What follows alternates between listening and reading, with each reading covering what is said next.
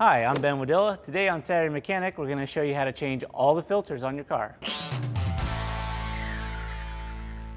Filters are the things that keep your engine healthy. Basically, they keep all the contaminants out of the delicate parts that make your engine run. You got your oil filter, obviously, that keeps your oil clean, or at least sequesters the funk out of the oil when it gets in there. You've got your fuel filter that keeps contaminants out of the fuel. It's really important now with today's high pressure direct injection engines. You've also got air filters. That keeps the combustion chamber clean and all the components in the filter in the metering section of the engine. So keeping those three clean and replaced at regular intervals is a good way to keep your engine living a long time. Another thing that is in this truck, or that might be that's in most cars these days, is a cabin air filter, and that keeps you clean. So we're going to replace that too.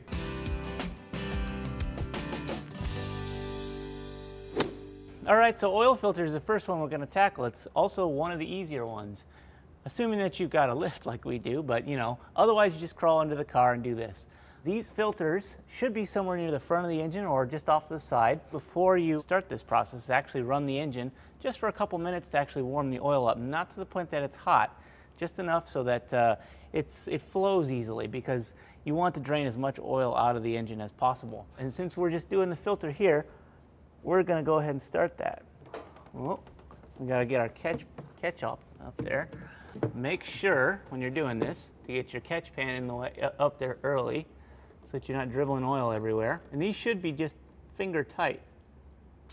Yep, there we go. So we'll set that on the bottom and let that drain. So when you're up here and you're getting ready to put the new filter on, you're going to want to make sure that clean this surface really well so that there isn't anything contaminating it. What you're going to want to make sure that there isn't anything on is the old gasket. So there's a gasket on the old filter right on the edge there that mates up with that machine surface. If any of that sticks to that surface, you're going to end up getting a bad seal when you put that new filter on.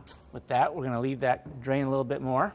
So we've got our new filter. It's clean and ready to go on the truck, but before we put it on the truck, we're actually going to fill it with oil, pre-fill it if you will. The reason we're doing that is so that when we start the engine up after our oil change, the filter, if it were empty, the engine would run for a couple of seconds, starved of oil. So now that we've got it about 2/3 of the way full, I've got it 2/3 full because it lives on an angle and we won't be able to get it all the way full. So before we throw it on there, we're actually going to use some of this oil to lubricate this sealing surface. And all that does is give us a better seal when it's up there. So now that it's full and lubed up, we're going to put it on there.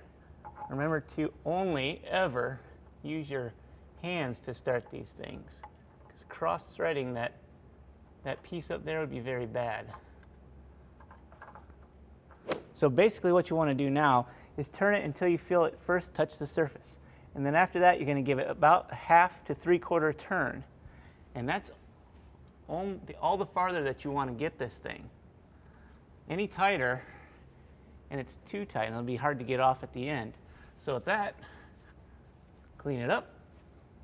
We're all done. I can finish the oil change, but since that's not what this segment's about, we're going to move on to the next filter.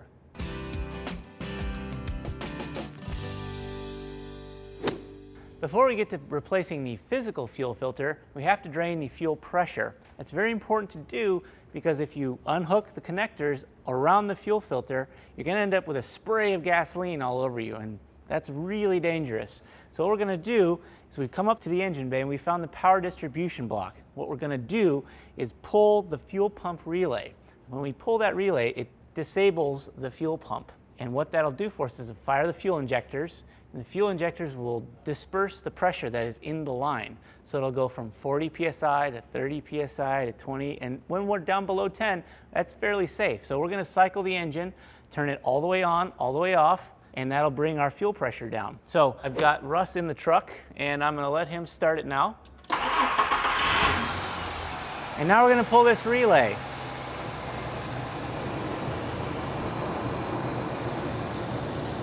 Should be starving it for fuel. There we go. Now we're down on fuel pressure anyway. But as I said before, what we're going to need him to do is cycle the ignition from off all the way to start, and that'll drain it down further. So go ahead.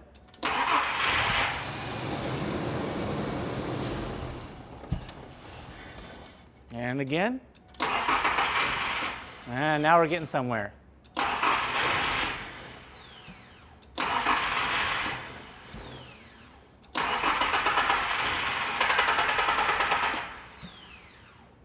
All right, so that tells me what it sounds like we're about there, and I think at this point we can put it up and safely remove that fuel filter.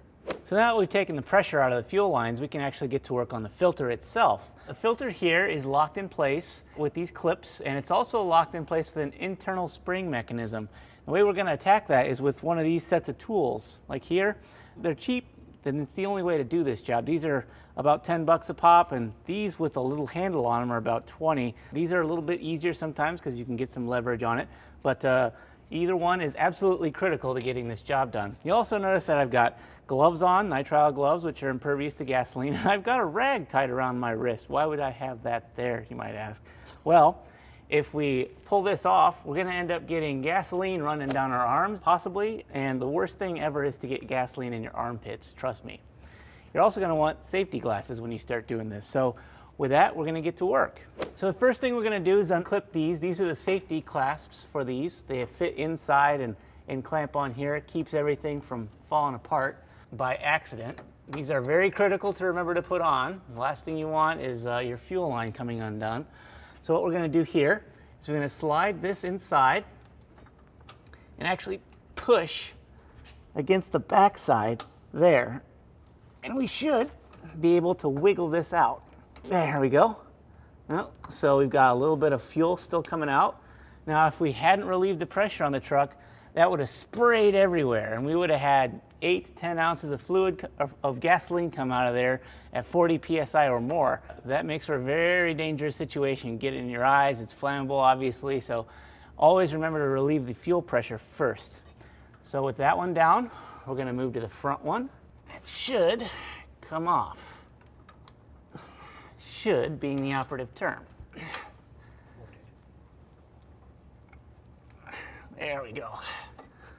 All right. So now we can pull this tool off, set that aside, and this pops out just like that, just a clamp. And we'll leave that in our tray.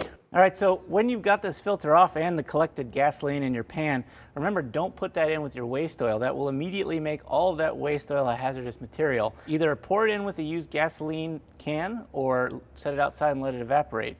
Either way is better than making whatever oil you have into a hazardous material. With that, we're gonna get going with our new filter.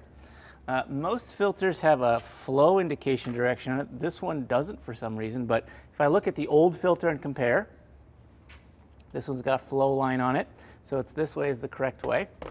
And we will slide that into the same bracket up here. Careful not to get any funk in there. So clip it in. I'm going to do the reverse of the way we found it. Click. You want to hear that positive click. And then lock that side in. Same thing over here. Add that on. Ooh. Click. And lock that in again. With that, our filter is done.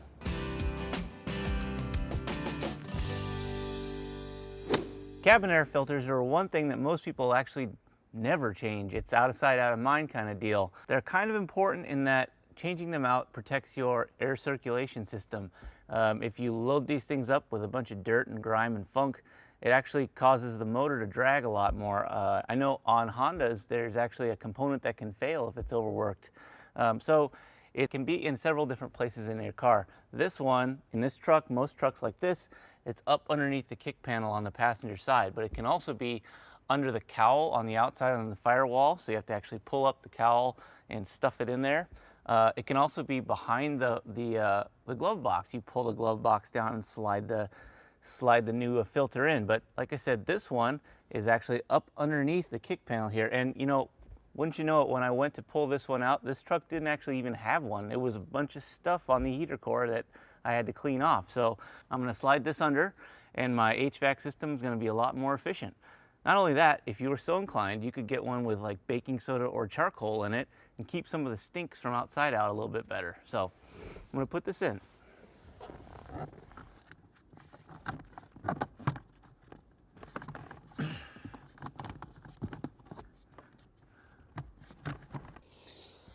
All right, just like that, we've got the cabin air filter changed out. Time to move on to the next one.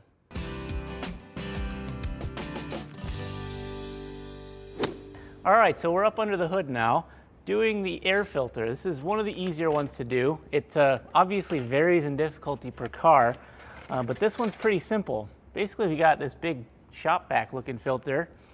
Pull the old one out. This one is pretty darn funky. This has probably not been changed in a while. I got this truck from my dad, who drove it on the farm, who probably didn't do much maintenance, and it's definitely time to chuck this one. This new one comes in. We just slide it into this big cone here. It's important to get this seal properly lined up.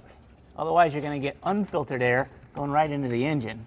Put that in there like that and hook the clamp down. Now, your filter is probably harder to get to, unfortunately, and you're going to have to unhook various covers and maybe some hoses, but it's good to do this job regularly. If you drive in dirty conditions or really harsh environments, do this more frequently rather than less.